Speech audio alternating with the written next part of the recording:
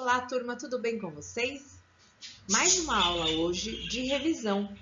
É na apostila número 4, o módulo 38, verbos, tempos, simples do indicativo. Bem, pessoal, antes de iniciar a explicação, do conteúdo de hoje, eu gostaria de destacar que nós vamos ver o conceito do verbo usando os critérios semântico, morfológico e sintático. Porém, um dos traços exclusivos da classe dos verbos é as desinências típicas de tempo. Mas não é preciso hoje nos aprofundarmos agora nessa explicação de desinências e aspecto. Por quê? Porque estes são assuntos muito extensos e complexos que serão retomados no ensino médio. Iniciando lá na página 15, vamos ler o fragmento do poeta Paulo Leminski, que diz: via sem saída, via tudo, não via vida. O vocábulo vida aparece 3 vezes nesse poema. Em qual dos versos essa palavra é verbo? Como você justifica a sua resposta? Então, pessoal, o vocábulo via, ele pode ser claramente entendido como verbo no segundo e no terceiro verso, em que aparece acompanhado de complemento verbal, tudo e a vida. No primeiro, a expressão sem saída, ele é um adjunto adnominal, o que faz prevalecer a identificação de via como substantivo com sentido de caminho, de estrada, de trilha. Então, vocês já perceberam como o verbo, dependendo da colocação dentro do texto, ele pode se transformar em substantivo, em adjunto adnominal, como aconteceu nesse caso, E aí, nós vamos começar agora a estudar a proposta da aula de hoje, que são as características dos verbos. Só que vamos retomar, conforme a proposta da apostila mesmo, fazendo uma revisão do que é o verbo até a gente chegar no modo indicativo. Vamos lá? Os verbos, pessoal, eles podem ser analisados em 3 critérios. E esses critérios são o semântico, o morfológico e o sintático. No critério semântico, que nós vamos ver no item 1, quando ele está sendo analisado nesse critério, ele designa o verbo ações, processos, estados e fenômeno natural. Quando ele designa ação, essa ação ela é praticada pelo agente. Então, quando eu digo assim, desci pelas escadas, ao 7º andar. Então, quem que desceu? Quem é o sujeito dessa ação? Eu. E eu estou realizando que ação? Ação de descer, Então, o verbo, é uma ação. Dentro do processo, eu tenho o processo que afeta o sujeito. Então, quando eu digo o elevador descera diretamente ao pavimento térreo. Então, o elevador, ele nesse caso não é o agente da ação, descer, Ele é um sujeito que foi submetido a um processo, não provocado por ele, O elevador descera diretamente ao pavimento térreo. E o estado? Que estado que é esse? É um atributo ou uma condição do sujeito? Então, o estado, posso dar o exemplo, Aurélio e Dibinho e eu éramos sócios em atividade escusas, que nem o narrador dizia, no conto. Então, é um estado, éramos sócio, num atributo, numa condição do sujeito. E o fenômeno natural, a gente já sabe que é sempre chover, trovejar, anoitecer. Então, quando eu uso o exemplo, por exemplo, chovia naquele dia. Então, é um fenômeno natural o verbo chover.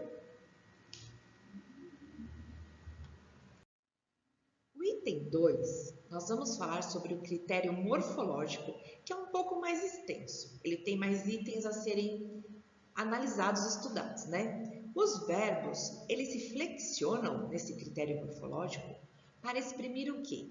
Categoria de voz, de tempo, de aspecto, de modo, de pessoa e de número, tá?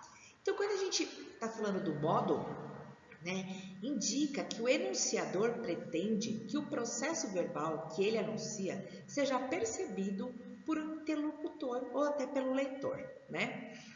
E o indicativo, ele expressa uma posição de certeza, né? O primeiro modo é o indicativo, que expressa uma posição de certeza do falante em relação ao processo verbal comunicado. A ação é expressa como um fato, que vai acontecer, uma certeza, né? O modo subjuntivo, ele indica uma posição de incerteza, é ao contrário do indicativo. Enquanto o indicativo expressa uma ação com certeza, o subjuntivo é a incerteza do falante em relação ao processo verbal comunicado. A ação ela é expressa como uma possibilidade, tá? E o modo imperativo, né? Imperativo vem do imperador. Então, o imperador é aquele que manda, que dá ordem, né? Indica um processo verbal que deve ser entendido ou como uma sugestão, pedido ou ordem para o interlocutor. Por exemplo, quando eu falo, aguardem a descida do elevador, né? Eu estou fazendo uma solicitação e ao mesmo tempo uma ordem, né? Então, esse aguardem, ele está no modo imperativo. Existem, pessoal, dois tipos de verbo, né? O verbo regular. O que é o verbo irregular? E o irregular. O que é o regular? É aquele em que o seu radical é a parte fixa da palavra, que não se altera com a conjugação verbal, ela fica fixa, né? E ela sofre alteração, né? Só da conjugação, mas o radical permanece simples, ele não muda. E um exemplo é o verbo cantar. O cante, né, é a parte fixa, é o radical do verbo cantar. E a terminação, a gente vai chamar depois de desinência, tá? Já o verbo irregular é aquele em que o radical ele não tem jeito. Ele se altera de acordo com a conjugação do verbo. Quando é no presente fica de uma forma, quando é no passado fica de outra. E um bom exemplo para a gente ver isso é o verbo haver. O radical do haver é o ave, até o H-A-V. Só que se ele for conjugado, por exemplo, na primeira pessoa do presente do indicativo, que é o que nós vamos estudar hoje, ele fica na primeira pessoa, no eu, ei. Então, olha como ele mudou, né? Ele sofreu total transformação, ele foi todo modificado. Ele não permanece com o radical ave, né? Ele sofreu uma alteração mesmo, né, do seu radical. Então, ele é considerado irregular, tá? Porque ele não mantém o radical quando ele é conjugado. As categorias de pessoa e de número, elas são indicadas por desinências. Desinência seria o final do verbo, né? Então, por exemplo, quando termina com o, a desinência indica a primeira pessoa do singular, né? Então, eu aguardo, está na primeira pessoa do singular. Aguardamos. O amos é a desinência, o mos, né? Indica a primeira pessoa do plural, nós. E o as, né? Que é aguardas, tu aguardas, é a desinência que indica a segunda pessoa do singular, o tu. E aí, pessoal, para finalizar, né, essa parte morfológica, existem os tipos de conjugações verbais. E dentro das conjugações, existem 3 tipos de conjugações. Você vai dizer que um verbo, ele pertence à primeira conjugação toda vez que ele termina com ar. Então, amar, andar, estudar, tá? Então, terminou com ar, pertence à primeira conjugação. Segunda conjugação, verbos terminados em er. Exemplo, esconder ou or, por exemplo. Pertence à segunda conjugação. Terminou com er ou or, pertence à segunda conjugação. E a terceira conjugação, toda vez que terminar com ir, por exemplo, partir. Então fica mais fácil de decorar. Terminados em ar, ir. Primeira, segunda e terceira conjugação. Sussa, como diz o meu amigo professor Noslen, né? Vamos prosseguir. O item 3 se refere, pessoal, ao critério sintático. Então, quanto à função na oração, critério sintático, o verbo é um termo essencial, considerando que não há oração sem verbo. Existe frase sem verbo, mas oração não, né? E ele é o núcleo da oração, por exemplo, o estudar, chover, cair, né? Sem esses verbos, né? A oração ela não se torna inteligível, né? Então, eles são fundamentais. E verbos que indicam fenômenos naturais podem sozinhos construir uma única oração. Por exemplo, anoiteceu. Só o anoitecer, né? Ele forma uma oração. Vai chover, né? Como está acontecendo hoje. E aí também se torna uma oração.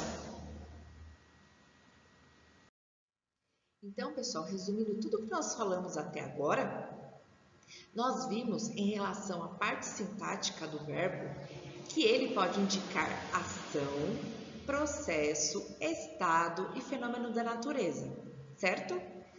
Na parte morfológica, ele tem tempos verbais, que é o presente, passado e futuro.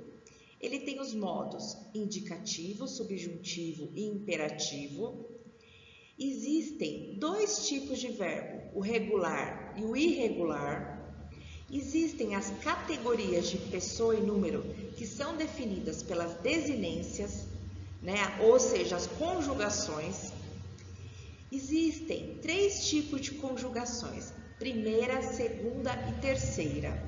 E na parte sintática, o verbo é um termo essencial da oração. Na verdade, ele é o núcleo.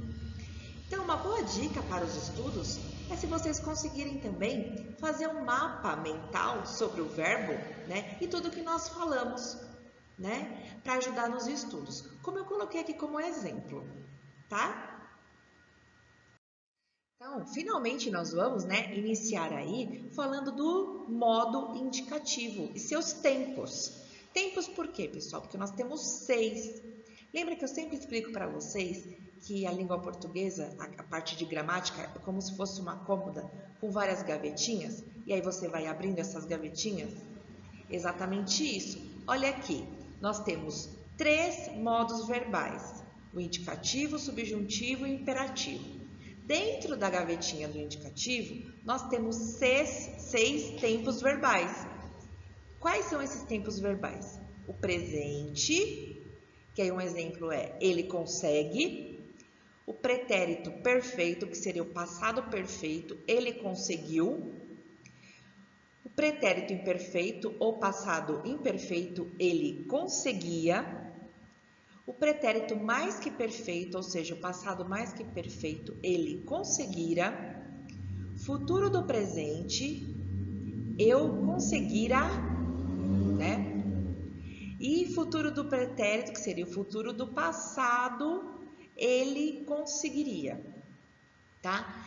E aí, falando só assim brevemente sobre o subjuntivo tem 3 tempos, que é o presente, o pretérito imperfeito e o futuro. E o imperativo só tem 2 tipos de tempos, que é o afirmativo e o afirmativo negativo.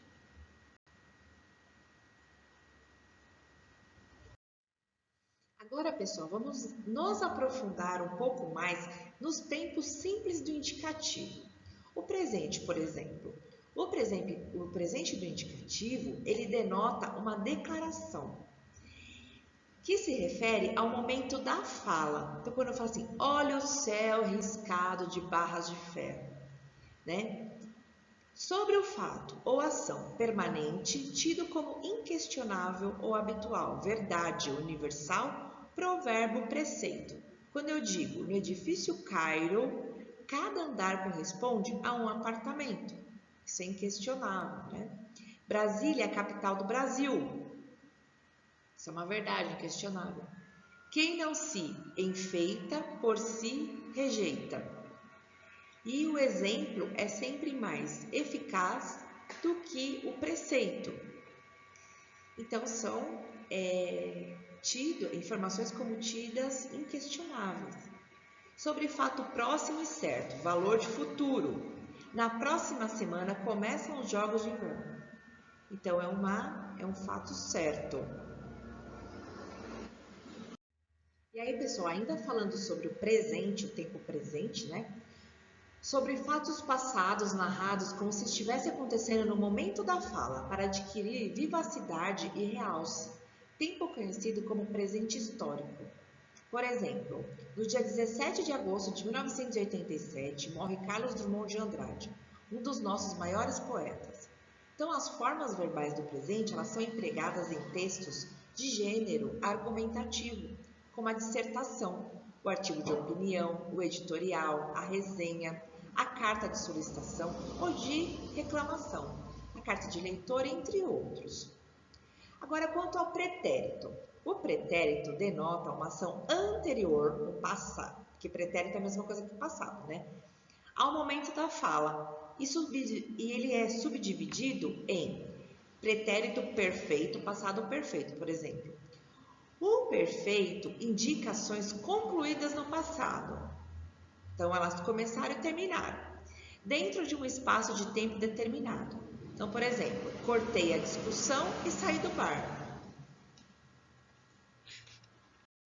O imperfeito, pessoal, ele denota fatos ou ações que estavam em andamento no passado, ou seja, elas começaram no passado, não sendo, portanto, apresentadas como concluídas até o momento. Então, por exemplo, um guarda anotava o nome das pessoas.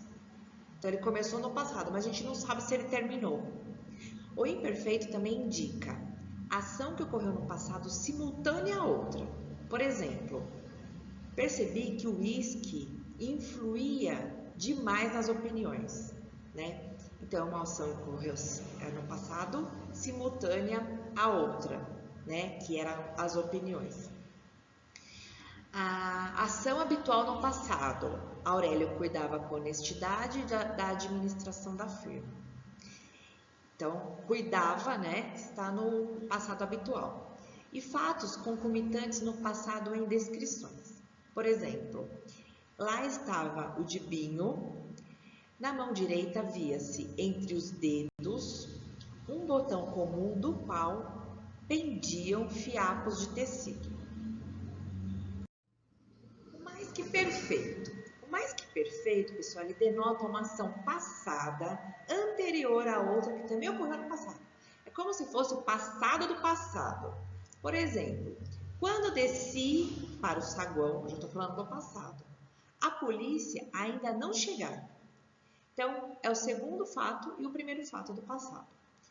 O mais que perfeito, ele também denota ainda desejo ou esperança em relação ao fato.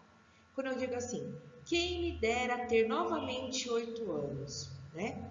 E na linguagem coloquial, né, do dia a dia, o mais que perfeito simplesmente é geralmente substituído pela forma composta. Verbo auxiliar no imperfeito, mais o verbo principal no particípio. O futuro, pessoal, ele indica uma ação posterior, ou seja, pós, né? Ao momento da fala. E ele é subdividido em dois, futuro do presente e futuro do pretérito ao passado. No futuro do presente, ele denota uma ação em relação ao presente que ainda vai se realizar, né?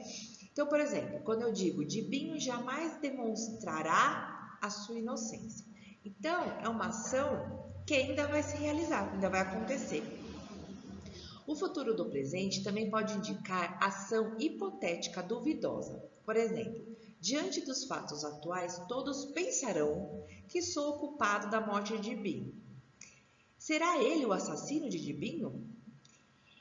Também pode expressar ordem a ser cumprida na linguagem jurídica. Por exemplo, os aluguéis vencerão no 5º dia útil de cada mês.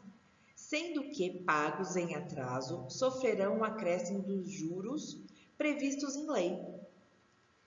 E também pode indicar preceitos ou normas com valor imperativo. Por exemplo, não levarás falso testemunho, não cobiçarás a mulher do próximo. Na linguagem coloquial, ou seja, na linguagem do dia a dia, o futuro do presente simples é geralmente substituído por locuções formadas com o presente do indicativo do verbo ir mais o infinitivo do verbo principal. Vou entrar numa confeitaria e vou telefonar para a mamãe. Ninguém sabe quando o mundo vai acabar. O futuro do pretérito, ou seja, o futuro do passado. O futuro do passado, ele demonstra, ele denota uma ação futura em relação a uma ação que começou no passado, Então, por exemplo, quando eu digo Ditinho tinha, passado, certeza de que jamais demonstraria sua inocência. Então, o futuro do pretérito ele também pode indicar ainda uma hipótese ou dúvida em relação ao fato de que se fala. Por exemplo, seria penoso conciliar o sono naquela situação. E ação cuja realização é improvável ou impossível, já que está sujeita a certa condição. Se os indícios não fossem todos contra mim, eu conseguiria justificar-me. Na forma coloquial, assim como na linguagem jornalística, o futuro do pretérito, o futuro do passado, é usado no lugar do imperativo ou do presente do indicativo para demonstrar uma coisa mais polida, mais elegante. Então, quando você fala assim, você me faria um favor, Ao invés de falar faça-me, no modo imperativo. E pediria para me ouvirem com atenção. Em relação de falar assim, peço que me ouçam, Muito obrigada pela sua participação. Não esqueça de assistir também a aula de correção de exercícios referente a essa aula e a oportunidade de refazer os exercícios, ok? Um abraço carinhoso e até!